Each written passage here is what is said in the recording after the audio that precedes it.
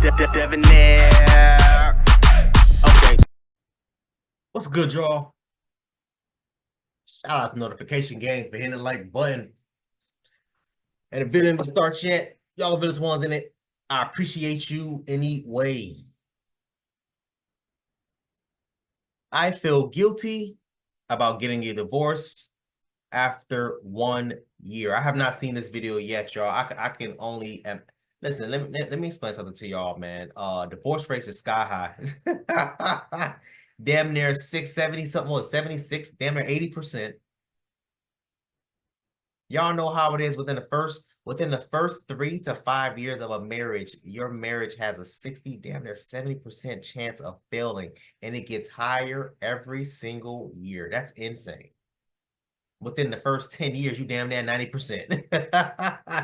It don't make no sense. I would ask, what was the reason for the divorce? Why you decided to left? How was it during the marriage, let alone during the dating time? Because a lot of the times people don't really show who they really are within the first 3 months of dating. So these are the types of things I will be asking. Why did you get married? Why did you marry him? Was it because of a child? Was it because of finance issue? Was it because you were desperate? Was it because, you know what I mean? Like those types of things. Let's get into it, y'all. So sorry. Shout out to tonight's conversation. Shout out to them. If you guys have not downloaded that app yet, I'm telling y'all, download. I already got it. I already got the app on my phone. I already got a subscription. I got all that. Y'all already know what time it is. Shout out to tonight's conversation. Y'all want me on y'all platform? Let me know. I'll be there in a heartbeat. Y'all already know. Let's get into it, y'all. How come the guilt is killing me for getting a divorce after 1 year? Kitty, you married? What's up? What did you divorce for? Would you share that? He had a manic episode on me. Oh no. But I didn't leave him for that. I left him because he is attached to his trauma with his mom and his ex, which leaves him space to tell them about our personal business. Oh, okay. shit. Okay. Okay, well, this can go multiple ways. Uh-oh. Okay, I'm trying to lighten this up now. No, don't lighten it, because I was waiting for you. I was waiting for you to tell me. Be honest. Okay, just to be honest with you, whenever we do certain things, whenever we make decisions, whenever we decide to make major life decisions based off of emotions or off of just impulse, and then we realize that it wasn't a good decision, internally we have to look at ourselves. And because we have to mirror our bad decisions, that's where the guilt starts to show up. The opposite side is that there's societal expectation when it comes to marriage. Traditionally, spiritually, in regards to religion, your family, whatever the case may be, because I don't know if your family values marriage. And then also, you possibly may have felt like you abandoned him in that moment of the manic episode that he possibly had. And sometimes when we are not used to choosing ourselves, or we're not used to paying attention to what it is that we need, and we're constantly having to do for other people and pleasing other people and meeting their needs and stuff like that, it makes us feel shame and it makes us feel guilt. I understand that a year is short timing, but if you realize that this right here, these things that maybe this marriage was just a bad decision on both of us. Maybe I didn't really get a chance to really get to know you. When you start having those conversations with yourself, you're really gonna have to respect and advocate for yourself. Respect the fact that you may have made a mistake. You are human. Mistakes are human experiences. Some people marry and then some people fail, but you gotta give yourself some grace. I do understand that that is a short timing, but what I'm listening to, although I do feel like those things were there first and you just missed those red flags for whatever reason you missed them. I take accountability for that. And you know, I respect that. I respect that. That's probably where that guilt and shame is coming from. But I don't know if people are in your ear. I don't know if it's people criticizing you. So it's just self-criticism. It's just self-criticism.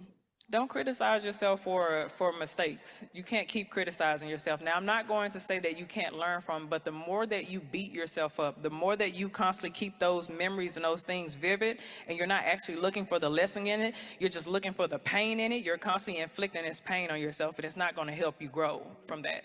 Thank you. Did anybody else? That's a great, listen, shout out to tonight's conversation. I'm telling y'all, Kitty, Trip, and Trill Those are some of my 3 favorite hosts on this panel. Kitty Real, shout out to her. I've done several reactions to a few of her videos from her TikTok, and I don't know if she has a YouTube channel, I'm not too sure, but her TikTok. What was I about to say? But yeah, but Kitty honestly has to be one of my favorite. And I love what she said towards the end. Let's not pretend you didn't ignore no red flags at first. Because what did I say? What did I say? People can't last. I learned this in sociology class. The longer you're with somebody, the more you're going to be able to see the real them. People can only put up a fake ass pretend whatever for certain amounts of time. They can't keep faking it. They can't keep doing this. You're going to see the real them eventually within the first 3 months, honestly, within the first 3 to 6 months of dating someone, especially if you're seeing someone frequently. Let's just say you're seeing them 2-3 times per week, within the 3-year, 2-year span, and stuff like that. The real them would have came out eventually, which goes back to what I was saying before. How long was y'all dating? What made you marry him? All those other things. Have you ever first of all, you said he had a manic episode, like define that, but she doesn't have to define it because I don't want it to be I don't want her to relive that trauma. But has he done that before? She said that he did it and then she took him back after. She said, well, that wasn't the reason why we broke up.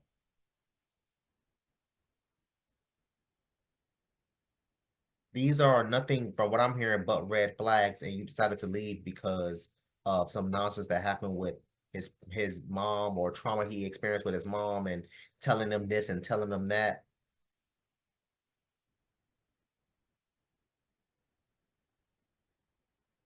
I think what ended up happening was you built up that trauma bond. It's like you trying to save a stray cat, a stray goddamn dog. But that stray cat, that stray dog was abused in another house and viciously attacks you randomly when you're just trying to feed the damn cat, trying to feed the damn dog, trying to bite your ass, trying to scratch you, trying to do this, trying to do that. You got to get this damn dog about your damn house. You can't save everything and everyone, unfortunately. R.I.P. Kevin Samuels, because he said it best. Not everybody can come with us. No matter how much you can try, no matter how much you do this, that, or third, some people just cannot be helped. And that's something that I personally learned dealing with my ex. I've explained this to y'all before. I've dated a chick that, a Trinidadian chick who grew up, getting abused by her mom and doing this and doing that and all those other crazy things. Being attacked by her mom with a goddamn knife. I had to drive her to the damn hospital thinking like, oh my, this girl got to get stitched up. Cuts all on her goddamn arm, her wrist, her hands. I'm just sitting up there praying to God like, yo, please don't have this girl damn bleed to death because she had cuts all on her damn arms and wrists and stuff like that. These are things that was happening with my ex, and I was begging my ex over and over and over again, please, please do not go back over there to your mother. You need to stay with me, do this, that, or third. We can figure something out. We can make it work however we can make it work, but I'm serious about you. Are you serious about me? And everything ultimately happened the way that it happened. That's just the way it is. I had to leave. But I left before marrying her. That's the difference. Let's keep going, y'all. Y'all saying something? Yeah. I was gonna say, I think that most of the guilt come from just what you said. Like, I seen this shit and I let it slide. Because that's what happens. Like, a lot of the shit that we let slide early in a relationship ends up tanking it at the end. And then in your head, you like, I knew it, but I gave it a pass. So I say, you know what? It ain't that bad. Maybe we can move past it, or maybe I can try to make it work. His relationship is a little unhealthy with his mama. I don't like how he prioritizing her over me, but you know what? Let's just try to rock out and see what we can do. And that's the same thing that downed the relationship. And I think that's what's eating her up more than anything. I think we don't talk about enough that good decisions hurt too. Yep. Like when we talk about guilt, it's always like, oh, you made a bad decision, you made a mistake. But sometimes the right decision is gonna hurt too. You didn't want to make that decision, but you knew that you had to.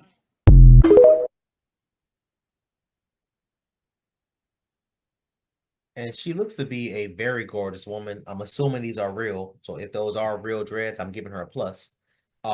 Looks to be a very gorgeous and a very attractive woman, but it just goes back to what I was saying as far as choices, as far as choosing the man that you're with, as far as choosing the girl that you're with, the husband, the wife, the whatever.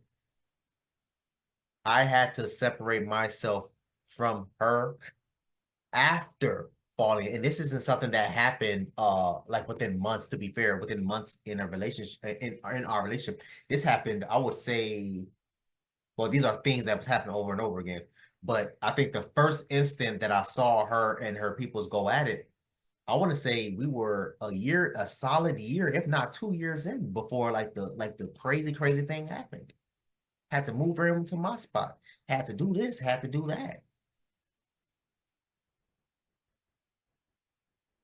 Offer as much help as possible. Try to do this, nothing, to no avail. You can lead them to the water, but you cannot make them drink. And it's a sad thing. And that's why I'm relating to her. It's a sad thing when you sit there and you're having this conversation with yourself, because you had a conversation with your significant other. Obviously, it's not working. But you have to have this conversation with yourself and come to terms and realization that, yo, this person cannot be saved. No matter what I do, no matter what I say, this person cannot be saved. My ex got thrown out of her house multiple times from her mom, moved her into my spot multiple times where she was staying in her car. She would sleep outside my damn apartment because she felt, whatever, I'm assuming maybe embarrassed. I don't know. She felt some type of way and she didn't want to come inside. Okay, cool. You want to sleep in the car outside my apartment? Baby, do your thing. All right. Let me know if we need something. You know what I mean? Like stuff like that. And so, all of those things is like traumas that I would see. And trust me, it gets worse, y'all. I got way worse stories, but I just kept them to myself mainly because I'm like, yo, you know what? It is what it is. But these are some of the things that happens in relationships, and you gotta try to go with it and land with it. Not really land with it, but you gotta just kind of go with it and go with the punches and try your best to recover. Again, the difference between me and her is after I seen a lot of those signs, I started dialing myself back. Yo, listen, maybe she's not mentally ready for a relationship, let alone a damn marriage. These are things I started there and realized I'm like, yo, it may not be, this may not be the person for you. Again, I don't know how long it took for her in her situation as far as how long they was dating, how long they were engaged, when they got married. She said they were married for 1 year and then filed for divorce.